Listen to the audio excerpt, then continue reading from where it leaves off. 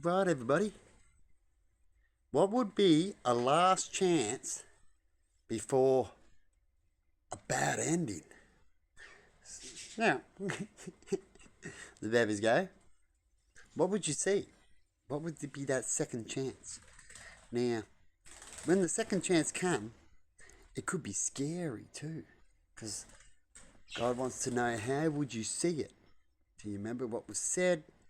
Um, we don't like to repeat when it comes to the spiritual world. It's showing you steps. It has to move on. Be different. And so we've heard in some stories that it's going to be fire in some sort of way. Right? Now, fire can be met in many different things. It can mean many different things, right? And what would we see? What would be a possibility of a last chance? Now, a last chance could be it gets good. Remember how they say some things get really good and then all of a sudden it just becomes worse. Right? It's calm before the storm kind of thing. Right? God could give you a whole bunch of good weather, a whole bunch of water, a whole bunch of animal growth, good time for that, make it work good and all that kind of stuff. And he would want to know what you're going to do with it. Now, will you still be the same, use and abuse and just take because it's there and take and then go, oh shit. And pray for God that it's just going to be like this so you can just take without working too much?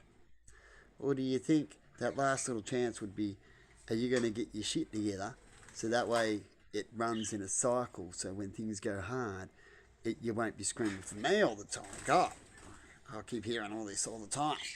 And I'm getting like, well, come on, it's the basics that I'm hearing. We're struggling, we want this, we want housing. God gets sick of that. Huh? And the kid's coming back to him and tell him about all this same stuff. That's where he has to come down and go, all right. It's like daddy coming home to a kid that gets lost after they've not long lived home, young adults and stuff like that, and they make wrong decisions. Little baby's fine. And so it'll give you plenty of plenty. They'll hope that you'll channel water, store water where the water is. Remember I was talking about we're on one big ship and we need to spread it around a little bit like you need to do and share. It's a ship you need to share, and if you share it properly, there's plenty of plenty.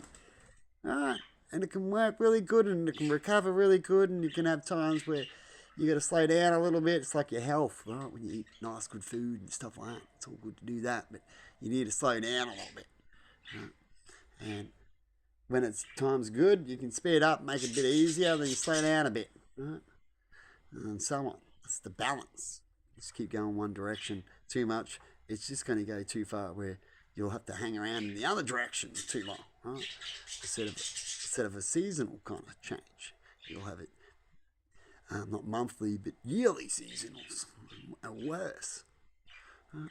So hopefully, we're at a point. If you think things are going to get bad, well, that's the sign of the last chance. Right? And a lot of people think, well, it's not happening now. It seems to be getting good. We must have done right. But you've got to be careful of that. In some cases, that will be a chance from a good God. Because good gods, they always think they can shove them up the arse. Oh, it didn't happen. He doesn't do it. Oh, it's getting better. And he just keeps feeding. He gives to it. He's so good. We can just do this good God up the arse. A little bit like how the devil thinks. Right? He likes to do that a lot. Right? And then God's come in some big stories that we know of to show the devil a thing or two every now and then. Right? Instead of the devil going, I know a thing or two about a thing or two all the time. Right? So hopefully we will get our shit together and put things to top priority.